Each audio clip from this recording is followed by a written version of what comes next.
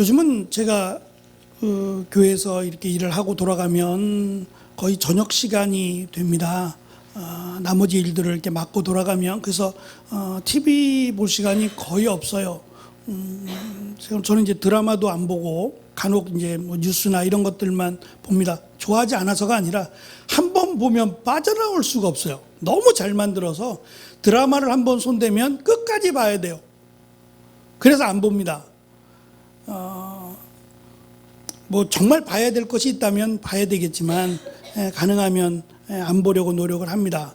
그 중에 하나 제가 이제 즐겨 봤던 프로가 불후의 명곡이라고 하는, 지금 뭐 안 본 지 꽤 됐습니다만 그때 참 노래 잘하는 사람이 많구나라고 하는 것을 느꼈어요. 이렇게 노래를 잘하나라는 생각이 들 정도로 정말 잘하던데, 그 중에 이제 저는 잘 모르겠어요. 워너비라는 가수였대요. 옛날 가수 같은데 그 중에 김진호라고 하는 남자 청년인데, 그 친구가 자신의 중학교 때 아버님을 잃어요.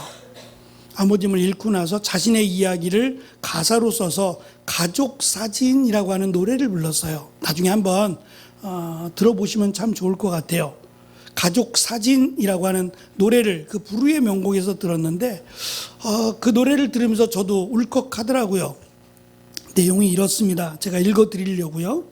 바쁘게 살아온 당신의 젊음에 의미를 더해줄 아기가 생기고, 그날에 찍었던 가족 사진 속에 설레는 웃음은 빛발에 가지만 어른이 되어서 이곳저곳에 깨지고 또 일어서다 외로운 어느 날 꺼내본 사진 속 아빠를 닮아 있네. 내 젊음 어느새 기울어 갈 때쯤 그제야 보이는 당신의 날들이, 가족 사진 속에 미소 띈 젊은 우리 엄마, 꽃피던 시절을 나에게 다시 돌아와서 나를 꽃피우기 위해 걸음이 되어 버렸던 그을린 그 시간들을 내가 깨끗이 모아서 당신의 웃음꽃 피우길, 나를 꽃피우기 위해 걸음이 되어 버렸던 그을린 그 시간들을 내가 깨끗이 모아서 당신의 웃음꽃 피우길이라고 하는 가사예요. 이미 지나간 시간들 돌릴 순 없지만 그 시간들이 빛바랜 사진처럼 사라져버려도 아름답다는 이야기예요. 그리고 또 한 가지는 어느새 내가 아빠를 닮아 있네라고 하는 그 말이 마음에 와닿았어요. 빛바랜 가족 사진, 옛날 가족 사진을 보면 정말 닮아 있네. 아빠를, 아버지를 닮아 있네. 엄마를 닮아 있네 라고 하는 걸 보게 됩니다. 저도 아이들을 키우지만 이 남자아이들을 보면 이 뒷모습이 닮았다는 얘기 많이 하죠. 걸음도 닮고, 어쩌면 그렇게 자식이 아닐까 봐 닮지 말아야 될 것까지도 닮아 있는 모습들, 왜 그럴까요? 피가 같으니까 닮기도 하지요. 그러나 함께 살아서 그래요. 함께 웃고 함께 살아서 닮았다라고 말을 합니다. 보통 사이가 좋은 부부를 금슬이 좋다 그러죠. 참 금슬이 좋아라고 하는데, 이 금슬이라고 할 때 이 단어가 금은 검은고고요, 슬은 비파예요. 검은고와 비파가 소리를 합치면 그렇게 좋대요. 검은고, 비파, 이 두 개의 소리가 너무 잘 어울린대요. 그래서 잘 어울리는 부부에게 금슬이 좋다라고 말을 한답니다. 왜 금슬이 좋을까? 또 금슬이 좋은 부부는 닮았다라고 말을 하죠. 서로 닮았네 이런 말을 씁니다. 그래서 의학적인 건 아닙니다. 근데 부부가 닮았다라는 말을 들을 때는 금슬이 좋다는 얘기고요. 금슬이 좋은 이유는 함께 웃고 함께 울고 함께 더불어 살아가면 금슬이 좋은 거예요. 그래서 닮았다고 말을 한다는 겁니다. 같이 웃는 근육, 우는 근육, 함께 고민하는 이러한 근육들이 같이 움직이니까 닮을 수밖에 없다는 것이 학자들의 의견이기도 합니다. 어쨌든 행복한 가정, 금슬이 좋은 부부, 또 행복한 자녀들 되었으면 좋겠습니다. 오늘 저는 지난 시간 옛사람을 버리고 새사람을 입으라고 하는 말씀을 나누었고요. 그것이 성령님을 기쁘시게 한다라고도 강조를 해왔습니다. 오늘은 이어서 조금 더 적극적이고 또 마치 마침표를 찍듯이 우리에게 가장 중요한 내용의 말씀을 가르쳐 주는데, 그것이 하나님을 닮으라는 거예요. 어찌 보면 참 어려운 말씀 같아요. 하나님이 보여야죠. 하나님이 보여야 하나님이 어떻게 하시는지를 잘 눈여겨보고 나도 그렇게 하겠다라고 하지 않을까요? 말씀드린 것처럼 부모를 닮았네 라고 하는 것은 어떤 그 피가 흐르기 때문이기도 하지만, 더불어 아이 때부터 아이들이 부모님을 보고 자라와서 은연중에 그 모습이 내가 닮게 돼요. 떨어져 있다면 그렇지 않아요. 함께 사니 닮아가는 거거든요. 근데 하나님이 안 보여요. 근데 어떻게 하나님을 닮으라고 말을 할까요? 사도 바울이 지금 그렇게 권면하는 겁니다. 하나님을 닮으라고요. 그러면 하나님의 뭐를 닮으라고 그럴까요? 오늘 말씀은 대조적인 말씀으로 이루어져 있어요. 하나는 하나님을 닮으라 라고 하는 내용이 있다면, 두 번째 반대인데, 우리가 버려야 할 것, 닮아야 할 게 아니라 이번엔 버려야 할 세상의 모습을 대조해서 말을 하고, 그러면 마지막 어떻게 우리가 세상 속에서 그리스도의 향기를 드러내며 살 것인가, 여기에 결론을 놓고 우리에게 강조를 해줍니다. 먼저 닮아야 할 하나님의 모습입니다. 하나님 안 보이시죠? 근데 어떻게 하나님을 닮지요? 그 말은 이어지는 말씀 가운데 있어요. 하나님의 사랑을 닮으라는 겁니다. 하나님이 우리를 자녀로 삼아 주셨는데, 하나님의 자녀가 된 것은 우리가 하나님을 닮으려고 노력해서 그런 게 아니에요. 알지 못했을 때, 하나님과 전혀 무관한 때에 우리를 사랑하셨다고 말하고, 또 우리를 하나님의 자녀로 만들기 위해서 하나님이신 예수님이 인간으로 오시고 또 십자가에 달려 우리의 죄를 대신하여 죽으심으로 그를 믿는 자는 하나님의 자녀가 되게 하셨습니다. 이 모든 것이 하나님의 사랑입니다. 자기를 내어주심도, 우리의 죄를 대신하여 십자가에 달려 죽으심도, 그를 믿는 자를 하나님이 내 자녀라고 하심, 모두가 사랑입니다. 그 사랑을 닮으라고 우리에게 말씀합니다. 다시 말하면 내가 사랑을 100으로 받았으면 100을 사랑하기는 어려워요. 그건 우리에게는 너무 버겁고 힘든 일이에요. 그것이 아니라 힘쓰라는 거예요. 닮으려고, 하려고, 하나님의 사랑을 주려고 힘쓰라고 지금 우리에게 권면합니다. 닮으라는 말의 의미가 본받는 자로도 설명이 돼요. 근데 이 말은 마치 제가 어떤 그림이 하나 있어서 또는 이 문서를 복사하고 싶어요. 그래서 이거를 프린터기에 이렇게 올려놓고 복사하기라고 누르면 이거하고 거의 똑같은, 진짜 같이 복사가 돼서 나와요. 기가 막히죠. 그런데 제가 이걸 넣어놨는데 엉뚱한 게 나왔어요. 그러면 이 프린터기는 갖다 버려야 돼요. 저는 복사하기를 눌렀는데 복사가 된 게 아니라 자기 마음대로 아무거나 갖다가 출력해주면 복사기의 의미가 없지요. 최대한 제가 넣은 원본에 가까운 내용이 나와줘야 돼요. 그게 복사기의 목적이고 해야 될 일이겠죠. 또는 저희 아이들도 그랬던 것 같아요. 제가 이제 주일날 교회 갈 때는 넥타이를 매면 그게 신기한가 봐요. 자기도 매본다고. 매져요? 요즘은 넥타이가 편하게 이렇게 쭉 끌어당기면 그냥 넥타이가 조여지거나 풀려지거나 이런 편한 넥타이가 있는데, 전에는 돌려매야 돼요. 돌려매야 돼요. 아내 되시는 분들 넥타이 맬 줄 아시나요? 요즘은 잘 못 매시던데, 전에는 매주고도 했거든요. 매주는 게 쉽진 않습니다. 아이들이 해보겠다고, 나도 할래, 멋져 보이니까 나도 할래 그러면서 넥타이를 매보지만 매지나요? 엉뚱하게 되고 막 헝클어지고 넥타이만 망가지죠. 만족할 수는 없지만 그 모습이 예쁘죠. 아빠를 닮아하려고 하는, 따라하려고 하는 그 모습이 너무 귀엽고 예쁘죠. 하나님이 보실 때 닮으라 라고 하는 이 말씀이 그런 것 같아요.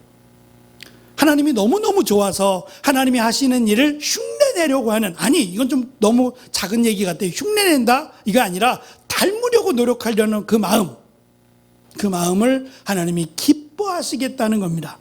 그 하나님을 사랑이라고 설명할 때 그 사랑을 이어지는 2절에서는 그리스도의 사랑으로 우리를 사랑하심을 설명해요. 다시 말하면 향기나는 제물, 향기로운 제물로 예수님이 바쳐졌다는 거예요. 성경에서 향기라고 하는 표현은 제물을 드릴 때 사용이 돼요. 구약에서 제사를 드릴 때 제물을 태워드리거든요. 태워드리면 향기가 나죠.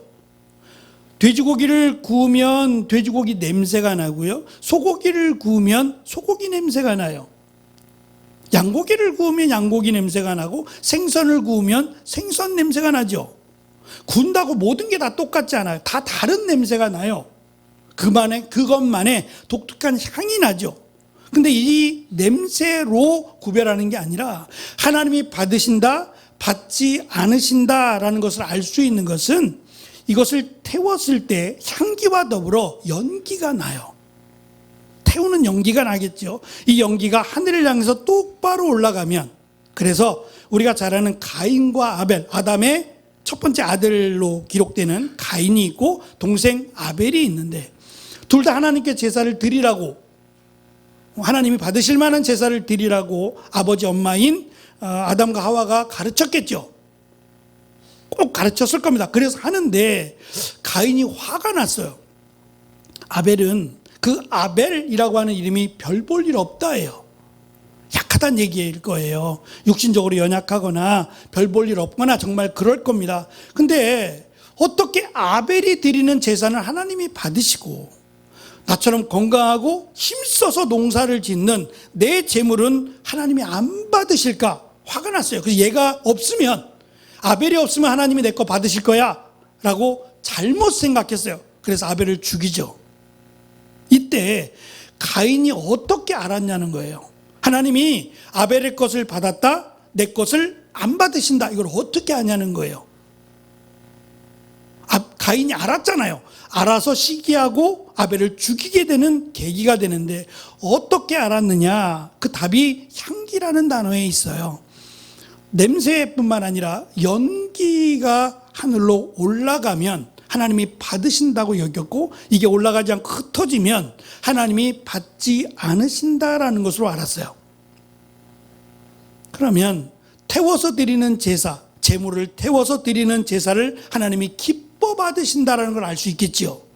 예수님이 자신을 스스로 태워서 죽으셨다라는 설명을 하는 거예요. 그렇게까지 우리를 사랑하셨다는 겁니다. 자신을 내어 주기까지. 우리가 정말 하나님 말씀을 잘 듣고 예쁘고 그러면 가치가 있어요.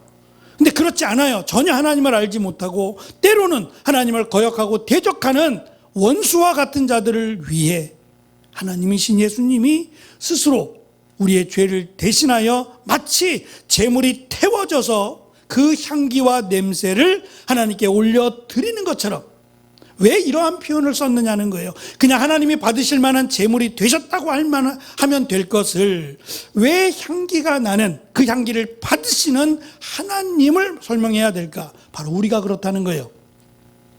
우리가 하나님께 드려진 제물이 될 때에 우리가 어떠한 제물이 되냐? 깨끗하고 좋고 비싸고, 지금 그 말씀하자는 게 아니에요.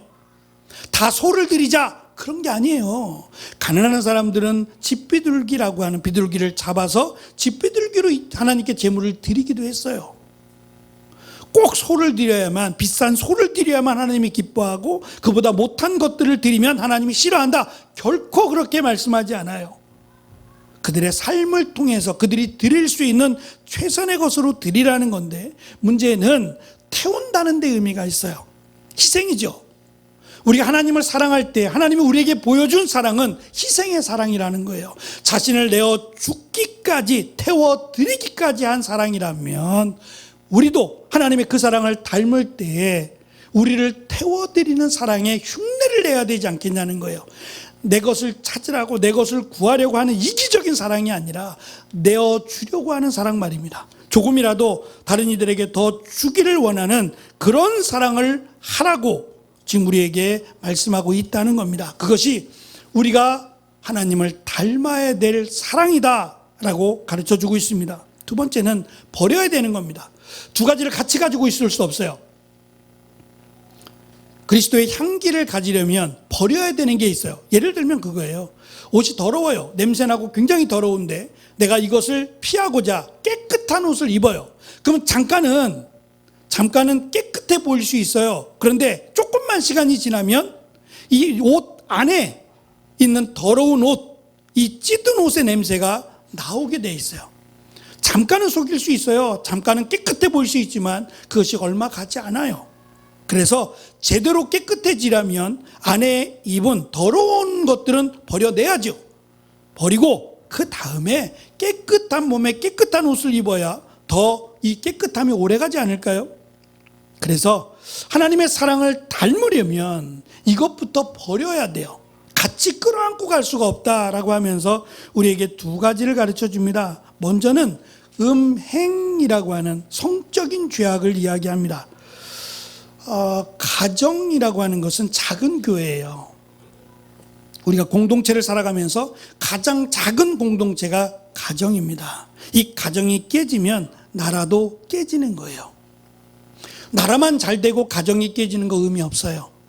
얼마 안 가서 이 나라는 망합니다. 정말 소중하게 여겨야 될 것은 우선 가정입니다. 가정이 평화롭고 행복하고 화목한 것이 우선이 돼야 돼요. 그래야 이 나라가 건강하고 행복한 나라가 될 수 있어요. 그 가정의 깨어짐의 우선순위가 당시에는 이 성적인 죄가 많았다 그래요. 결혼했고 아내와 남편이 있음에도 불구하고 이 성적인 죄로 말미암아 가정이 깨어지는 일들이 상당히 많았어요. 특히 그들이 섬기는 이 아데미라고 하는 여신, 이 여신은 다산의 상징이에요. 다산의 상징. 그래서 이것을 부추겼어요. 마치 성적인 것을 자유롭게 하고 개방하고 이것을 부추겨서 이렇게 하면 더 잘 살고 더 행복하고 그렇게 부추겨 왔다는 겁니다. 결코 하나님의 사랑과는 거리가 멀어요. 하나님은 하나님이 짝지어 주신 사람, 짝지어 준 사람의 소중함을 강조해 주셨어요. 하나님이 짝지어 주신 것을 사람이 개인적으로 나눌 수 없다고까지 말씀하셨어요. 소중하게 여겨야 되고 그 소중한 가정이 이루어질 때 교회도 건강해질 수 있어요. 그래서 이 성적인 부분, 정욕에 대한 부분을 먼저 말씀하시고 그 다음에 두 번째는 우리가 하는 습관인데요. 말하는 것, 행동하는 습관을 잘 돌아보라는 거예요. 돌아보고 고쳐야 될 것들은 잘 고치고 또 배워야 될 것들은 잘 배워야 된다고 말씀하고 있어요. 이번 사순절 책자에도 그런 부분, 우리가 해야 될 실천에 대한 부분들을 하나씩 넣어놨어요. 잘 유념해 보시고 내가 지금 이대로 하고 있는지 살펴보고 또 힘쓰는 시간이 되면 더 의미 있는 시간이 되리라고 생각합니다. 마지막 세 번째입니다. 그러면 우리가 어떻게 그리스도인의 향기, 하나님이 기뻐하시는, 하나님이 받으시는 향기를 낼 수 있을까에 대한 부분입니다. 영국 작가 중에 맥스 비어봄이라고 하는 작가가 글을 썼어요. 책을 썼는데 그 책의 제목이 행복한 위선자라고 하는 책입니다. 이 책에는 조지 헬이라고 하는 주인공이 등장합니다. 그냥 소설입니다. 조지 헬이라고 하는 이 젊은 청년이 등장하는데 이 청년의 삶이 방탕하고 타락했어요. 사람들에게 손가락질 당하고 또 미움을 받았어요. 그 이유 중에 하나가 얼굴이 못생겼어요. 사람들이 보면 피할 정도로 못생겼어요. 그러니까 그것이 자기 마음에 남아서 자기 행동도 그렇게 사람들이 나를 인정해 주지 않고 싫어하고 미워하니까 더 곁길로 가겠다고 하며 더 방탕하고 타락한 길을 걸어왔어요. 그러다가 제니라고 하는 한 여인을 만나게 돼요. 만나게 되면서 사랑에 빠집니다. 내가 저 여자와 어떻게 하면 결혼할 수 있지? 어떻게 이 여자를 사랑할 수 있을까? 이 여자의 사랑을 받아낼 수 있을까를 고민하다가 이 가면을 만드는 가게에 가서 진짜 같은 가면을 하나 주문해요. 잘생긴 얼굴을 가진 가면을 하나 삽니다. 그리고 가면을 써요. 가면을 쓰고 살아가면서 이 가면이 얼마나 정교한지 가면이라는 것을 몰라봐요, 사람들이. 그리고 사람들이 자기를 잘 대해주기 시작해요. 아우, 잘생겼네 라고 하며 호감을 갖기를 시작합니다. 그래서 그 가면을 이용해서 그 제니라는 아가씨의 환심을 사기 시작해요. 여러 가지 노력을 많이 했겠죠. 그리고 결국은 제니와 결혼합니다. 결혼했음에도 불구하고 이 조지 헬은 가면을 못 벗어요. 가면을 벗으면 헤어지자 그럴까봐, 나를 속였다고 그럴까봐 가면을 못 벗고 수십 년을 살아가요. 그러다가 자신을 알고 있는, 이상하게 여긴 자신의 옛 친구가 고발을 해요. 제니한테 당신 속고 있어. 당신 남편은 지금 얼굴이 가면이야. 진짜 얼굴이 아니야. 속지 마. 당신을 속인 거야. 라고 고발을 합니다. 제니가 화가 났어요. 화가 나서 이 남편에게, 이 조지 헬에게 가면을 벗으라고, 이제 그만 당신의 가면을 벗으라고, 진짜의 모습을 보여달라고, 언제까지 가면을 쓸 거냐고 호통을 치면서 가면을 벗겨버립니다. 놀라운 것은요, 가면을 벗기자 그 가면 안에 들어있던 얼굴이 그 추악했던 얼굴이 아니라 가면의 얼굴이라는 점이에요. 이 책의 내용이 그렇습니다. 비록 가면이지만 그가 이 아가씨와 행복하게 살고 이 아가씨와 행복해지려고 수많은 노력과 실천을 했더니 얼굴이 바뀐다는 거예요. 2026년 우리 거울 앞에서 좀 웃어봅시다. 어떻게 변하는가? 억지로는 안 돼요. 억지로 변한다? 이게 어떻게 변해요? 가만히 있는데 어떻게 변하죠? 그러지 말고 한 가지만이라도 거울을 보고, 아침마다 거울을 보고 10번이라도 좀 웃어봅시다. 우리의 근육을 이렇게 잘 웃어서 웃는 근육으로 만들어 보자고요. 그게 실천 사항입니다. 제가 전도를 잘하는 사람 또는 전도 왕이라고 소개되는 분들을 몇 분 만난 적이 있어요. 그들에게 물어봐요. 당신은 어떻게 해서 이렇게 전도를 잘하십니까? 라고 물어봤어요. 또 따라가 보기도 했어요. 근데 그분들의 공통적인 특징이 하나 딱 있어요. 여러 가지가 있겠지만 그 중에 이분들의 공통적인 특징이 잘 웃는다는 거예요. 잘 웃어요. 별것 아닌 것에 반응하고 잘 웃어주고 친절하게 대하는 게 아주 공통적이에요. 웃는 얼굴에 뭐 못 뱉는다고요? 아우, 침이 뭐예요. 웃는 얼굴에 안아줘야죠. 얼마나, 우리 옆에 분들 향해서 한번 웃어봅시다. 지금 마스크를 쓰신 분들은 뭐 좀 기침하시는 분들은 마스크를 벗기는 좀 그렇지만, 마스크를 쓰지 않는 분들은 옆으로 한번 보시고 한번 웃어주세요. 그 얼굴이 얼마나 예쁜지. 어떠세요? 웃는 모습이 어떠신가요? 너무 예쁘죠? 제가 보기에도 그렇게 좀 앉아주세요. 제가 무서워요, 설교하기가. 우리의 웃는 얼굴 하나가 분위기를 바꿀 뿐만 아니라 나를 바꿔줘요. 이게 하나의 소설이지만, 가면을 쓰고, 내 얼굴이 아니지만 이 가면 쓴 얼굴로 행복한 척은 아닙니다. 그렇게 하려고 노력을 했더니 그 얼굴이 정말 그렇게 바뀌었더라 라고 하는 그 행복한 위선자라고 하는 책에서 알려주듯이, 우리가 마음으로 또는 생각으로 고개만 끄덕인다고 해서 하나님의 사랑을 닮을 수는 없어요. 닮으려면 무언가의 실천이 필요합니다. 구체적이고 내가 할 수 있는 이 실천들이 새 사람이라고 칭함을 받은 우리들의 진정한 모습이 될 거예요. 새 사람이라고 우리를 부르셨는데 여전히 헌 사람처럼 살아가고 있으면 어울리지 않잖아요. 더러운 옷을 안에 입고 새 옷을 입은 것처럼 얼마나 불편하겠어요. 그래서 2026년 새 사람을 입은 자다운 우리의 첫 번째 행동 지침이라고 할까요? 그것은 지금 말씀드린 것처럼 가면을 쓰자는 건 아닙니다.